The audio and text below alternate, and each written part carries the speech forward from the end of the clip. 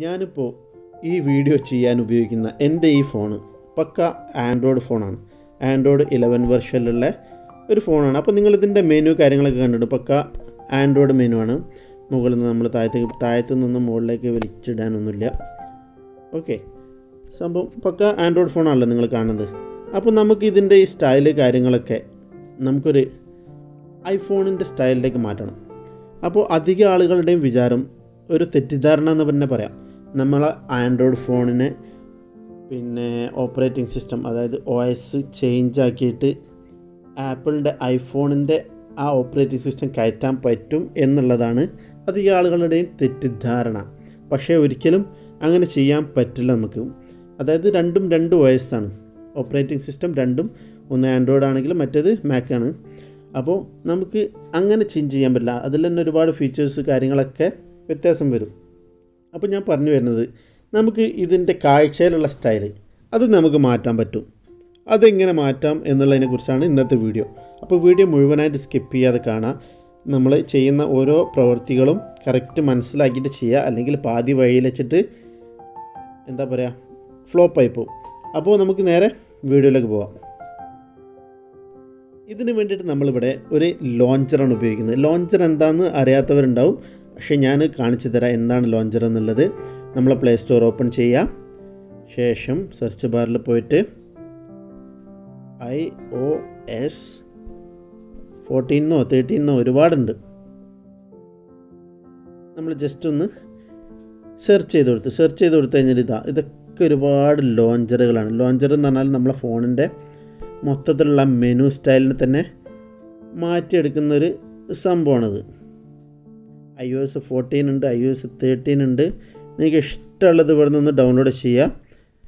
ഇനി 13 ഞാൻ ജസ്റ്റ് നിങ്ങൾക്ക് കാണിച്ചു തരാൻ വേണ്ടി iOS 14 സെർച്ച് ചെയ്തതാണ്. നിങ്ങൾക്ക് 13 സെർച്ച് ചെയ്യുക, 14 ഏതൊക്കെയാണ് അവൈലബിൾ ആയിട്ട്, അല്ലെങ്കിൽ ലോഞ്ചറിന് മാത്രം സെർച്ച് ചെയ്യാം. ഐഫോണായിട്ട് ബന്ധപ്പെട്ടുകൊണ്ടുള്ള ഇതായതുകൊണ്ട് ഞാൻ iOS ഐക്കൺ പാക്ക് എന്നൊക്കെയാണ് ഞാൻ ടൈപ്പ് ചെയ്യുന്നത്.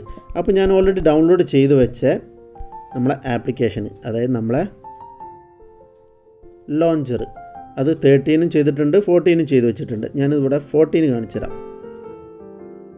14 ചെയ്ത് വെച്ചതുണ്ട്. അത് ഓപ്പൺ ചെയ്ത് കഴിഞ്ഞാൽ ജസ്റ്റ് നമ്മളൊന്ന് എൻ്റർ ചെയ്ത് കൊടുക്കുക. എൻ്റർ ചെയ്ത് കൊടുത്തു കഴിഞ്ഞാൽ മാനേജ് ഡെസ്ക്ടോപ്പ് എന്ന് പറഞ്ഞ മെനു ഉണ്ട്. അതൊക്കെ ഒന്ന് ലെഫ്റ്റിലേക്ക് നീക്കിയതിന് ശേഷം സ്റ്റാർട്ട് കൊടുക്കുക. സ്റ്റാർട്ട് കൊടുത്തപാട് നമ്മളെ മെനു മൊത്തം ചേഞ്ച് ആയിട്ടുണ്ട്. ഇനി ഇവിടെ നമ്മൾ സ്റ്റോറേജ് പെർമിഷൻ അലോ ചെയ്യുക.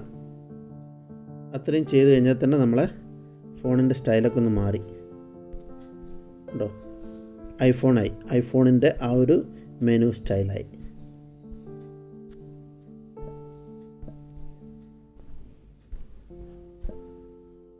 നമ്മൾ റാം ബൂസ്റ്റ് ചെയ്യാനുള്ള സംഭവങ്ങൾ മൊത്തത്തിൽ ഐഫോണിൻ്റെ ആ ഒരു സ്റ്റൈലിലേക്ക് വന്നേ ഉള്ളൂ. അല്ലാതെ നമ്മളെ OS ഒന്നും ചേഞ്ച് ആയിട്ടില്ല. ആ സ്റ്റൈല് നമ്മൾ ഓപ്പറേറ്റ് ചെയ്യുന്ന ആ സ്റ്റൈലുണ്ടല്ലോ, അതൊന്നും മാറിയെന്നുള്ളൂ, വേറെ ഒരു വ്യത്യാസം വന്നിട്ടില്ല.